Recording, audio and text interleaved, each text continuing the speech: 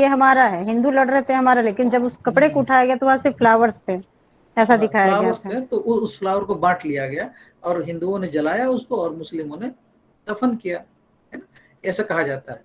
तो समझ लिए कबीर कितने कंट्रोवर्शियल हैं कि उनके उनके डेड बॉडी को लेकर भी झगड़ा हो रहा है। तो जीते जीते कितने कितना उन्होंने, वो कैसे व्यक्तित्व के थे समझिए।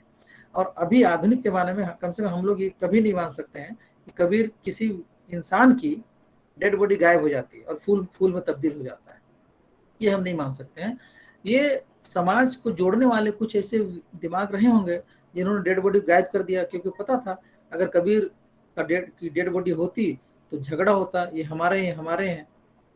क्योंकि कबीर कहते हैं मैं जुलाहा हूँ, और जुलाहा का एक तद्भव शब्द है जुल्हा, जुल्हा मतलब मुस्लिम, लेकिन जुल्हा से पहले जुलाहा है और जुलाहा बुनकर होता है। वो हिंदू और मुस्लिम दोनों में हो सकते हैं। इसलिए कबीर की जाति के बारे में बहुत ज्यादा विवाद है। अभी शंकराचार्य जी का एक बयान भी आया था कि जो अभी इस क्लास में मैं उस तरह से बात नहीं कह सकता, लेकिन वो नहीं मानते हैं, शंकराचार्य के खिलाफ हैं। उन्होंने कबीर के और साईं बाबा के खिलाफ भी बहुत सारी बातें उन्होंने इस तरह से कही थी।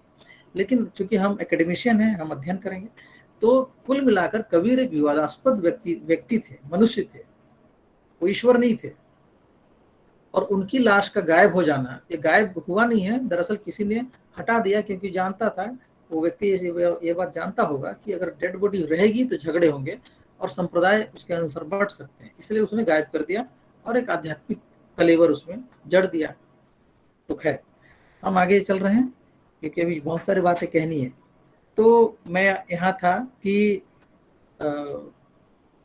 कबीर हमेशा विरोध करते चले, एक परंपरा उनको विरासत में विरोध की परंपरा मिली और कबीर विरोध करते हुए आगे बढ़े। कबीर का विरोध, तीसरा पॉइंट मैं रखना चाह रहा हूँ। कबीर का दबदबा कहिए, उनके विचारों का प्रभाव कहिए या विरोध कहिए, ये किन किन क्षेत्रों में हिंदुस्तान में थे हम देखते हैं। तो ये क्षेत्र है पश्चिमी क्षेत्र, उत्तरी क्षेत्र और पूर्वी क्षेत्र। पश्चिम, उत्तरी और पूर्वी। तो आपके भारत का एक ही कोना तो बचा दक्षिण, यानी पूरे भारतवर्ष में लगभग कबीर पंथी या कबीर के विचारों का दबदबा हम देखते हैं। अब सिर्फ मैं पश्चिमी, उत्तरी और पूर्वी कह के यहाँ पर बात को रोक रहा हूँ, क्योंकि आप इसमें और अध्ययन करें या हम इस पर डिस्कस और कर सकते हैं, लेकिन आपको सोचने का एक आयाम मैं दे रहा हूँ कि कबीर भारतवर्ष में दक्षिण हिस्से को छोड़कर पूर्वी, उत्तरी और पश्चिमी में कबीर के आंदोलन का, कबीर के विचार का की आंधी चली इन क्षेत्रों में। अभी भी उन क्षेत्रों में आप जाएंगे तो कबीर पंथी लोग आपको मिलेंगे, नाथ पंथी लोग आपको मिलेंगे। नाथ पंथियों में कुछ लोग गृहस्थ थे, शादीशुदा थे, परिवार वाले थे, और कुछ लोग सन्यासी जीवन जीते थे। लेकिन नाथ पंथी आंदोलन की बागडोर वैसे संतों के पास रही जो वैरागी थे, जो संत थे और जो परिवार की परिधि में न बंधकर संतई करते थे।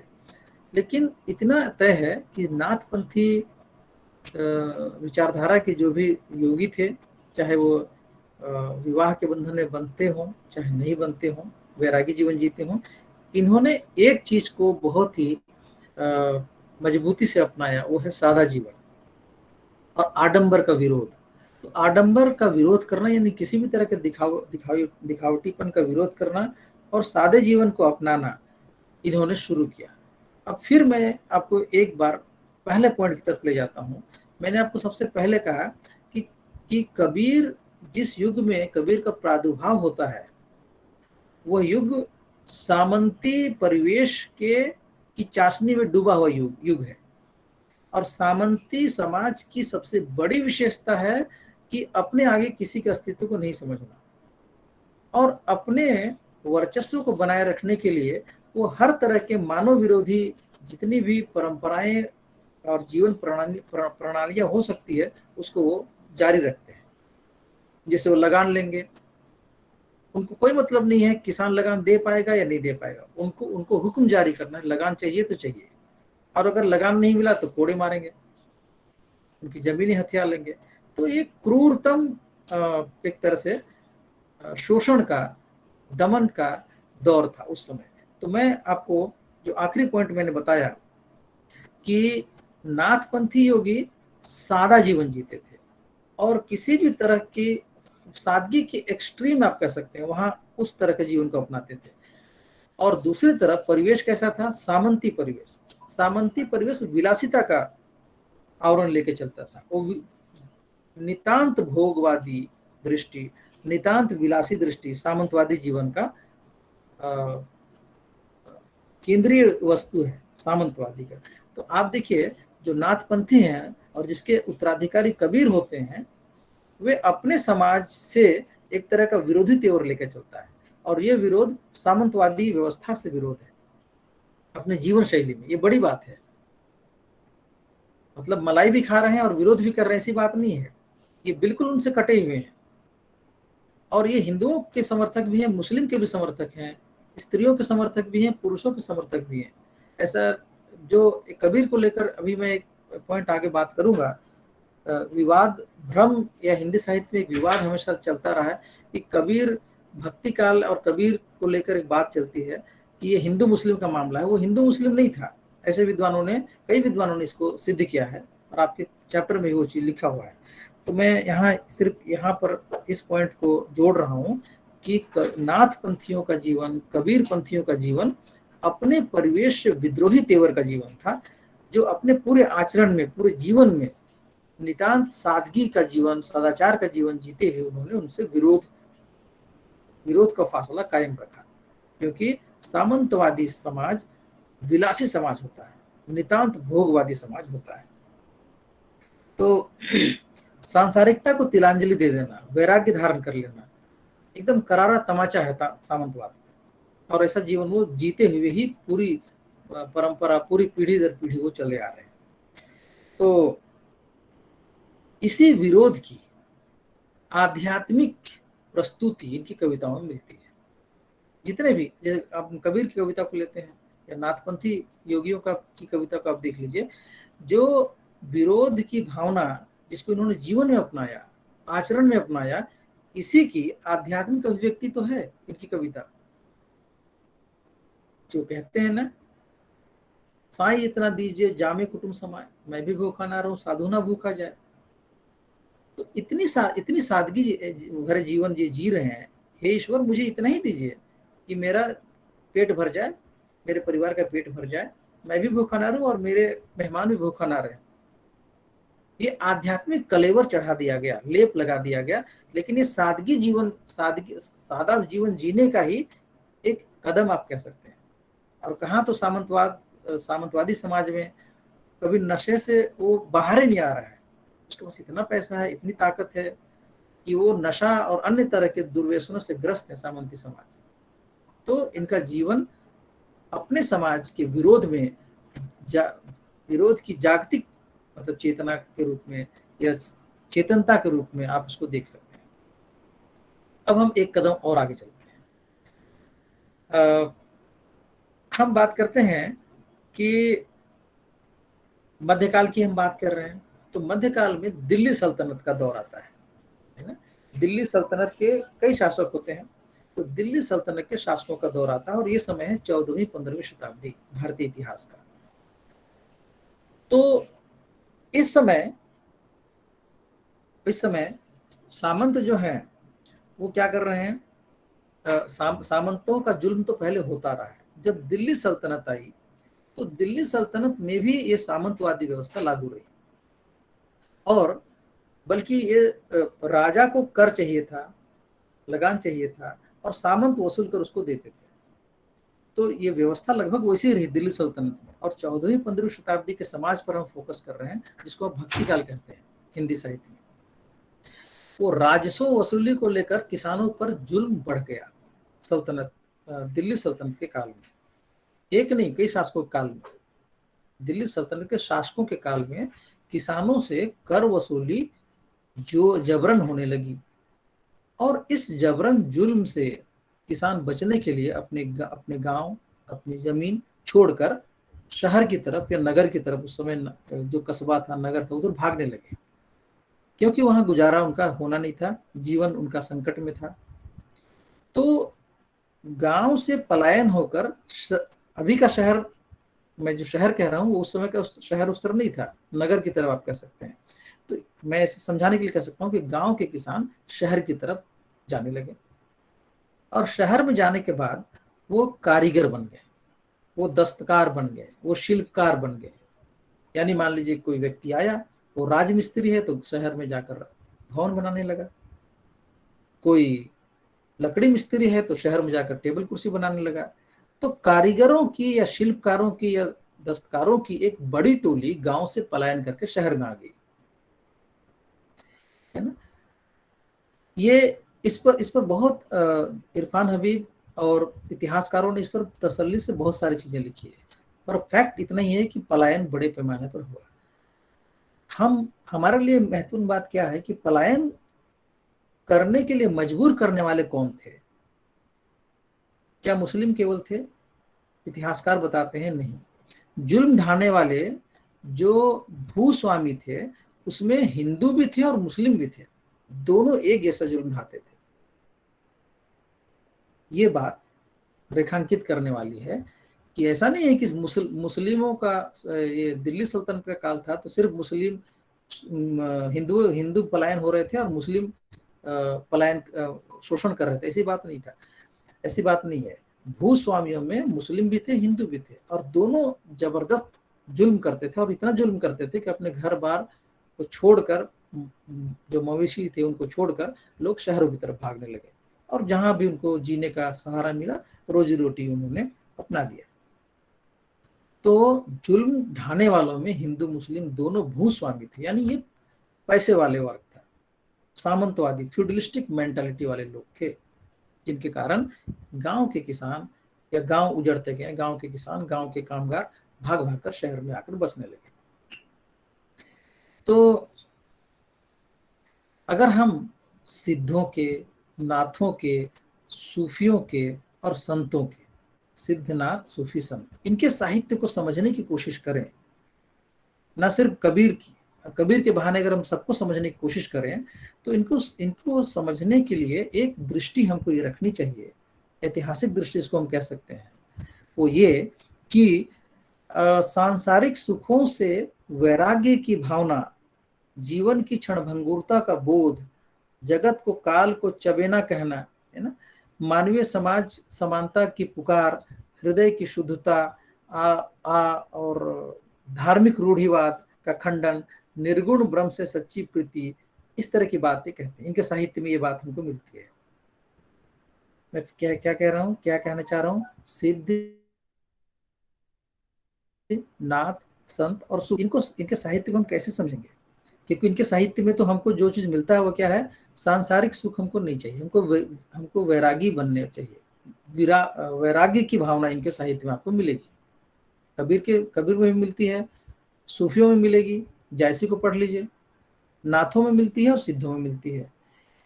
इन्होंने सबने लगभग कहा है कि जीवन क्षणभंगुर है, सबने कहा है कि ये जगत जो है काल का चबेना है, यानी कभी भी चबा सकता है काल, कभी भी जीवन खत्म हो सकता है, संसार खत्म हो सकता है, जीवन क्षणभंगुर है।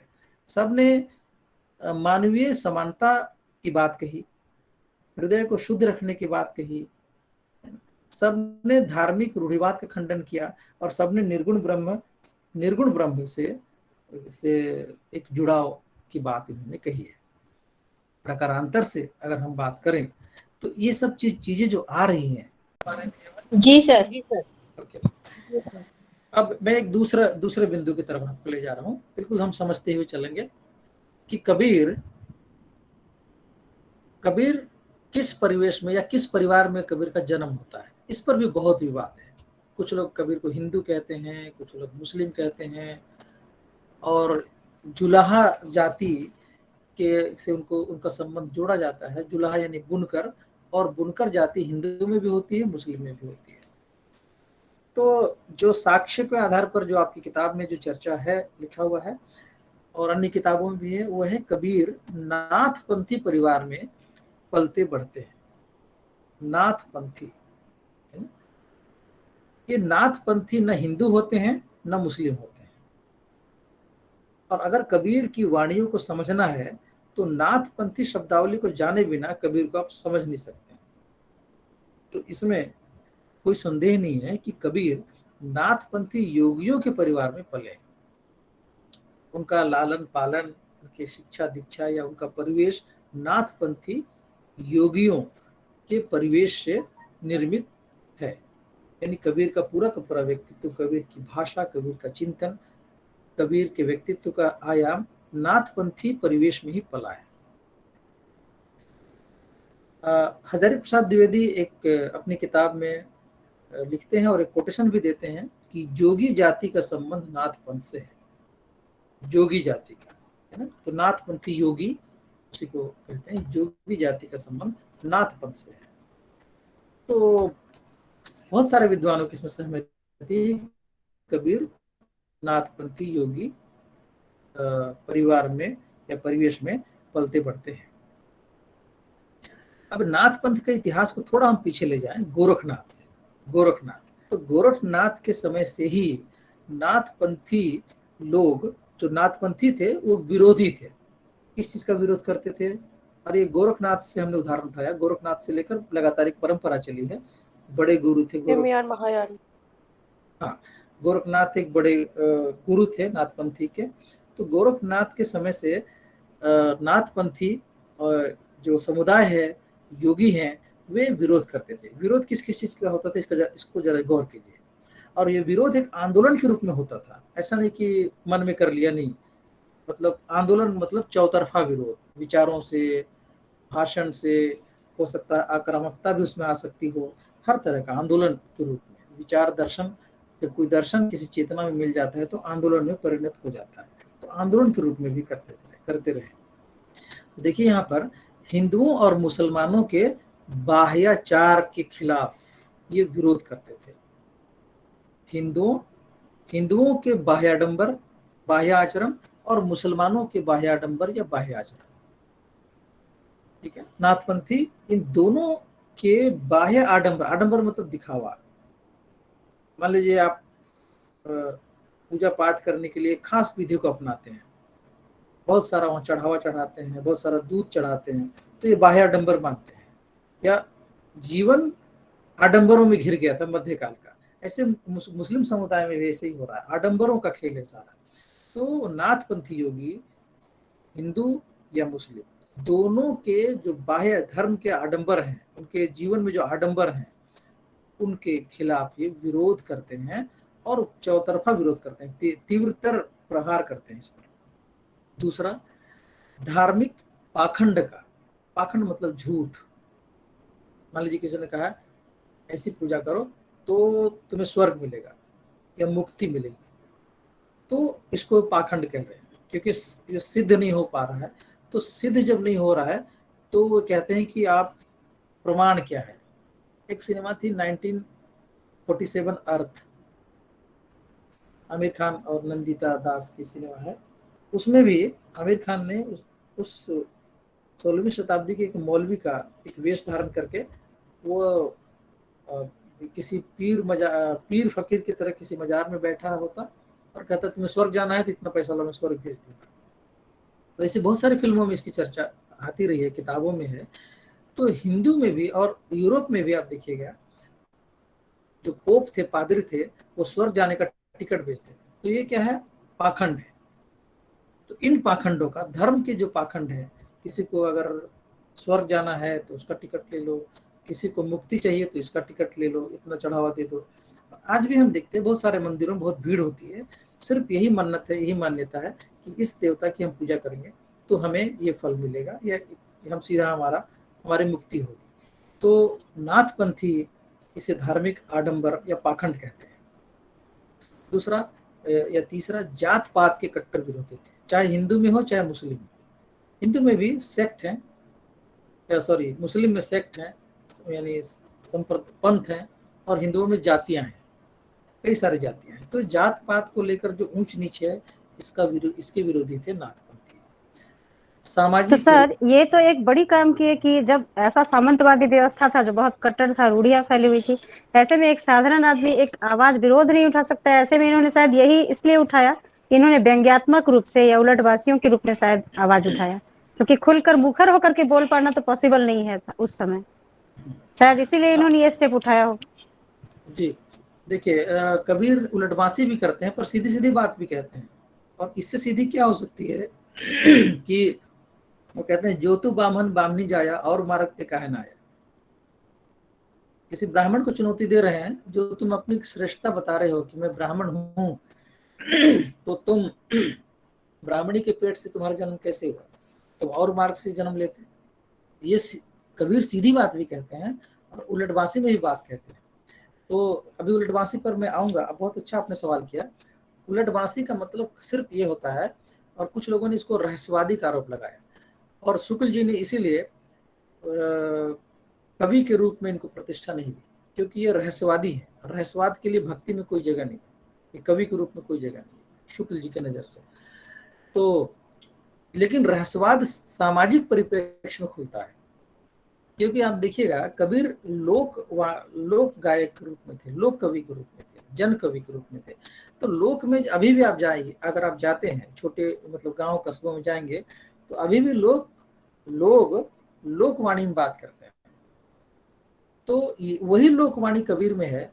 जैसे कहेंगे कि मान लीजिए कोई बहुत परेशान है, तो कहेंगे ऐसा लग रहा है कि तुम्हारी सास तुम्हारे जीवन में दोबारा आ गई है। मान लीजिए कोई परेशान कर रहा है, तो सास झगड़ा का प्रतीक है, लड़ाई झगड़ा करने वाली का प्रतीक है। देवर राग का प्रतीक है, देवर और भाभी के बीच में एक रागात्मक संबंध होता है। हमारे समाज में मान्यता, लोक की मान्यता है। तो कबीर अपने दोहे में कहते हैं कि आप अपनी अंदर की जो इच्छा, मनुष्य की जो चित्त वृत्तियां हैं, उस चित्त वृत्तियों को कभी सास कहते हैं, कभी ननद कहते हैं, और उसको जोड़ देते हैं आध्यात्म से। यानी हम उस लोक से आए हैं, जीवात्मा उस लोक से आई है, और ये जीवात्मा ससुराल में आई है। ये धरती ससुराल है, उसका मायका तो ईश्वर कहीं और है, पारलौकिक जबान। और यहाँ पर आने के बाद में उसको सास से पाला पड़ रहा है, ननद से पाला पड़ रहा है, देवर से पाला पड़ रहा है। तो जब ये ननद, सास और देवर, ये सब एक एक रूढ़ प्रतीक के रूप में है हमारे समाज में। यानी हम अमूमन ये मानते हैं हमारे समाज वाले कि सास और बहू में झगड़ा होता है, तो सास झगड़े का प्रतीक है, ननद दुलारी और चुगली करने के प्रतीक है, उसी तरह से देवर राग का प्रतीक है। तो प्रतीक का अर्थ जब खुलता है तो सामाजिक संदर्भ में खुलता है। इसलिए कबीर के जो समर्थक हैं, कबीर साहित्य के, वो कहते हैं कि नहीं, इसमें रहस्यवाद नाम की ज्यादा चीज नहीं है। अभी उस पॉइंट पे फिर भी मैं आगे आऊंगा, बहुत बहुत इंपॉर्टेंट पॉइंट आपने उठाया। तो मैं ये कह रहा हूँ कि उलटबांसी तो कहते हैं कबीर, और नाथपंथियों का प्रभाव है, इसलिए उलटबांसी भी कहते हैं। तो नाथपंथी थोड़ा सा रहस्यात्मक ढंग से बातें कहते हैं, पर फिर भी उनका सीधा संबंध समाज से है, सामाजिक संदर्भ में ही अर्थ खुलता है। और सीधी बात तो खूब कहते हैं। बकरी को कहते हैं तुम बकरी खाते हो और बकरी का खाल ही खाते हो, तो तुमसे अच्छी बकरी वो है जो घास खाती है। जाता या चक्की के बारे में बात करते हैं। कबीर एकदम सीधी बात कहते हैं। और मैं आपको एक नई बात बताऊं, अभी चूंकि मेरे दिमाग में नहीं था, आपने कहा तो उससे निकल आया।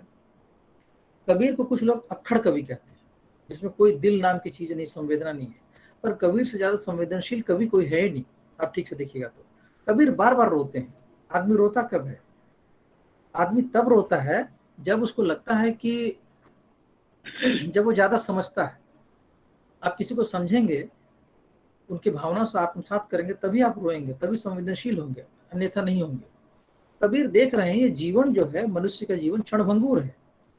और ये वो कहते हैं सेमल का फूल है, कागज की पुड़िया है, ये बूंद पड़े गल ही जाना है। और लोगों को कोई परवाह नहीं है, लोग समझ ही नहीं पा रहे हैं जीवन कितना क्षणभंगुर है। कबीर के उदाहरण आप देखेंगे तो ऊपर दो चक्की के बीच में मनुष्य खड़ा है, ऐसा कहते हैं। एक चक्की आसमान है, दूसरी धरती है। और जैसे जाता है चक्की होता है जो हाथ से घुमाते हैं, वो अनाज को पिसता है। अनाज, गेहूं डालिएगा तो आटा निकलेगा, चावल डालिएगा तो चावल का आटा निकलेगा। तो मनुष्य का जीवन उसे पिस रहा है दो चक्की के बीच में। कबीर इसको समझते हैं कि मनुष्य धीरे धीरे खत्म हो रहा है, इसका जीवन क्षणभंगुर है, और मनुष्य को पता ही नहीं चल रहा है कि जीवन में करना क्या है। इसलिए कबीर खूब रोते हैं। कबीर हर बात में रोते हैं। कबीर कहते हैं हाड़ ऐसे जल रहा है, मांस ऐसे गल रहा है। कबीर में बहुत करुणा है। मैं कम से 10-12 से ज्यादा श्लोक आपको सुना सकता हूँ कबीर की करुणा पर, कबीर की संवेदना पर। तो जो अक्खड़ कवि कहते हैं, इसीलिए हम इस तरह की बात एमए के स्तर पर कर पा रहे हैं, क्योंकि आपको एक नई दृष्टि से शोध करना है, जानना है। कबीर का एक आयाम ये भी है, बहुत ज्यादा संवेदनशील कवि है कबीर। तो यहाँ पर नाथपंथियों के प्रभाव में, गोरखनाथ के नेतृत्व में जो नाथपंथी चले, तो नाथपंथी योगी ने विरोध का स्वर सीधे तरीके से भी और रहस्यात्मक तरीके से भी विरोध किया समाज में, जिसमें मैंने बताया हिंदू और मुसलमान दोनों के बाह्याचार को, बाहरी आचरण को, अगर आपने तिलक लगाया, किसी ने दाढ़ी रखी, तो आपको कहेंगे क्या जरूरत है इसकी, इसकी जरूरत तो नहीं है। धर्म के आडंबर को, पाखंड को उन्होंने निशाना बनाया, जात पात की कट्टरता को निशाना बनाया, सामाजिक रूढ़िवाद को निशाना बनाया और धार्मिक अंधविश्वास को उन्होंने निशाना बनाया। कबीर भी इसी परंपरा के हैं, इसलिए कबीर ऐसी बातें करते हैं। तो मैंने दूसरा पॉइंट में आपको ये जिक्र किया कि कबीर नाथपंथी परिवेश के उत्तराधिकारी के रूप में आगे बढ़ते हैं। उसके पहले पॉइंट में मैंने आपको ये बताया, कबीर का जो परिवेश था वो धुंध था, अज्ञानता का परिवेश था। इसलिए कबीर कहते हैं तो मेरे साथ वही चले जो अब पहले अपने घर को जला दे और अपने हाथ में लाठी ले ले, है ना। अपने घर को जला लीजिए, यानी घर परिवार से आपको निर्मोही आपको होना पड़ेगा, आपकी हत्या भी हो सकती है, क्योंकि मैं जो बात कहने जा रहा हूँ वो बहुत खतरनाक बात है, मुझे लोग छोड़ेंगे नहीं, आपकी भी जान जा सकती है। तो कबीर इतनी बात जिसके मन में पक्की हो वही मेरे साथ चले, जो घर जा रहा आपने लिए लुकाटी हाथ, जो घर अपना जला दे और हाथ में लाठी ले वही मेरे साथ चले, बात कहने के लिए। कबीर अपने समय की सीमाओं को जानते हैं, अच्छी तरह जानते हैं कि क्या हो सकता है। इसलिए कबीर बड़े साहसी कवि हैं, अक्खड़ कवि हैं। तो कबीर उलटबासी, उस समय तो कोई ऐसा नहीं था कि राजा फांसी दे देगा, ऐसी बात नहीं थी, और कबीर कोई चिंता भी नहीं थी, इसलिए दोनों दो तरफा बात वो कहते हैं सीधा। सर यहाँ पे एक थोड़ा डाउट है, यहाँ पे जो आपने कहा ना कि जो घर जाले अपना लिए रंबुड़ारा हाथी, ये उन दुष्प्रवृत्तियों से बचाने के लिए कि जो हमारे अस्तित्व में जो आ गई है उस कुरीतियों के प्रतिफल के रूप में, जितनी भी कहा जाए कि मानसिक विकृतियां, उनको जलाने की बात की गई है कि कुरीतियों को, कि दोनों के बारे में कबीर ने इस दोहे के द्वारा कहा है लिए मुराड़ा हाथी में? देखिए कबीर मूलतः कहें तो समाज चिंतक है, समाज सुधारक है। इसलिए कबीर अगर ये बात कह रहे हैं तो मैंने कहा कबीर अध्येताओं के 2 वर्ग हैं, 3 वर्ग हैं। कबीर को कुछ लोग रहस्यवादी साबित करते हैं, तो जो लोग रहस्यवादी साबित करते हैं उन विद्वानों के नजरिए से ये कुरीतियों को जलाने और उसकी बात करते हैं, लेकिन ज्यादातर लोग कबीर को समाज सुधारक मानते हैं और बड़े बड़े नाम है इसमें, वो नाम मैं भी आपको गिनवाऊंगा। तो कबीर का जो प्रबल पक्ष है समाज सुधारक के रूप में है, इसलिए यह अर्थ ज्यादा सटीक समाज सुधारकों के रूप में बैठता है। और अभी डॉक्टर धर्मवीर से लेकर रामविलास शर्मा से ये बात शुरू होती है, मतलब कबीर को इस तरह से देखने की, और ये बहुत अभी वजनदार पॉइंट है, इसलिए मैं इसको समाज चेतना या समाज सुधारक के रूप में ही यहाँ रखना चाह रहा हूँ। दो अर्थ हो सकते हैं, पर मुझे व्यक्तिगत रूप से कहें तो कबीर समाज को सुधारने का, क्योंकि उनका परिवेश ऐसा था। और यहाँ तक आप देखिएगा कबीर की जब मृत्यु होती है तो ऐसा आपने किताब में पढ़ा होगा, कबीर की मृत शरीर जो है, डेड बॉडी है, वो गायब हो जाती है और वहां पर कुछ फूल मिलते हैं। ये फूल, और व्यक्ति अपने अनुसार इतिहास या शास्त्र लिखता है, तो कबीर हमेशा तर्क करते हैं और मंदिर बनाने वाले को भी तर्क करते हैं, मस्जिद बनाने वाले को भी तर्क करते हैं। कांकर पाथर जोरी के मस्जिद ले चनाए, ता चढ़े मुल्ला बाग दे क्या बहरा हुआ खुदाए। कंकड़ पत्थर जोड़ के बहुत ऊंची मस्जिद आप बना लेते हैं, उसमें लाउड स्पीकर लगाकर या ऐसे जोर जोर से चिल्लाकर आप अजान करते हैं, क्या आपका खुदा कम सुनता है, बहरा है? कबीर ये सवाल करते हैं। तिलमिलाहट है इस सवाल में, लेकिन जवाब नहीं है। ईश्वर को इतनी ऊंची आवाज में पुकारने की जरूरत क्या है? इसका उत्तर उस समय भी नहीं मिला, अभी भी नहीं मिले, अभी भी आपको नहीं मिलेगा। हिंदुओं को कहते हैं पत्थर पूजे हरि मिले तो मैं पूजूं पहाड़, ताते ये चाकी भली पीस खाए संसार। अगर आप पत्थर की मूर्तियों की पूजा पाठ में दूध या बहुत सारा पैसा खर्च करते हैं, तो मैं कुछ बड़े पहाड़ की मैं अगर पूजा करूं तो शायद भगवान। तो कबीर बहुत सारे तर्क देते हैं, और जाति या वर्ण आधारित जो वर्चस्व है उसको तोड़ने के लिए भी कई तरह की बातें कहते हैं। कहते हैं जो ऊंची जाति के लोग हैं उनको शायद अलग तरीके से पैदा होना चाहिए, कमल के फूल से निकलना चाहिए, घड़े से निकलना चाहिए, लेकिन वो भी आम मनुष्य की तरह पैदा होते हैं।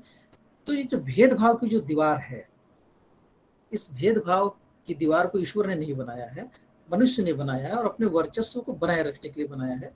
कबीर इस तरह की बात को समझाते हैं, और उस समय के समाज में समझाने के लिए वो घूमते हैं, भ्रमण करते हैं, और जहां पर भी थक जाते हैं वहां रात गुजार लेते हैं और आगे बढ़ते हुए चलते हैं। तो वो वाणी, इसलिए कबीर वाणी मिलती है, वो बात करते हैं, वो लिखते नहीं है। एक जगह वो कहते भी हैं कि मैंने कभी कागज और कलम छुआ ही नहीं है, वो अनपढ़ थे कबीर, पर वो बोलते रहते थे। तो उनकी वाणी को उनके शिष्यों ने लिपिबद्ध किया और कबीर वाणी के रूप में हम उसको जानते हैं। तो ये तो है कबीर की कबीर का परिवेश और कबीर के चिंतन का पहला आया।